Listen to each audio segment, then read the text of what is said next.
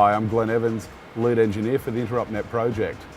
It's my responsibility to design, plan, build, maintain and operate the Interop Net. The big differentiator with the Interop event is that it's specifically targeted at the networking industry. From the network engineer down in the trenches making stuff happen, right through to the CIO level.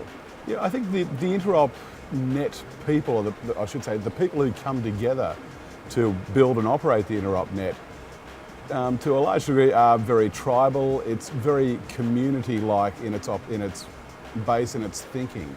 We're all here to do a job, but to make sure that the other guy is successful in doing his job as well. So it's a very tight-knit, I wouldn't say closed community, but certainly very tight-knit and a strong community. We all know that the people we work with will help us out in times of trouble, whether that's via email, phone call, and that's not just within the Interop build period, that is 24/7, 365. I think the challenge we face on the Interop Net, certainly in 2011, has been a bit of a paradigm shift in how networks are designed and built. Historically, the network drove the applications that ran on them. These days, we're seeing that the applications are driving what happens on the network. The network is more of a utility, or more utility-like in its operation. And that's enabling the Facebooks of the world, the Googles of the world, to push out more applications. I think if I had to pick three highlights of the Interop Net for 2011, the first one would be 10 gigabit Ethernet. It's something, I must admit, we haven't done for a while, and we've been pretty slack on that. This time around, we've brought back 10 gig Ethernet in a big way.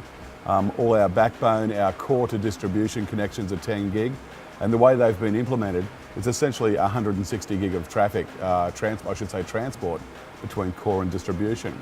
The other big push we have for 2011 is IPv6.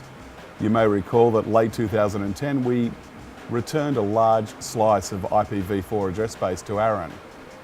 The whole idea of that is to raise awareness of IPv6.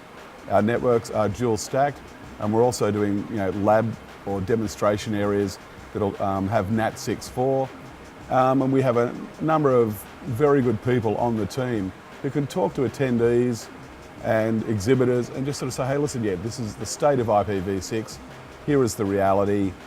If you need any more information, come and see us. The other thing we're doing is bringing back the Interop Net lab program. This time round we've got the OpenFlow topic, or we're discussing OpenFlow. We have an area on the show floor which has been built out with the help of a large number of vendors and some researchers from Stanford University and a few others. I think it's a very exciting technology, and some of the people who've been working on it sort of think it's the coolest thing they've seen in the last couple of years. I am Glenn Evans, and I am Interop.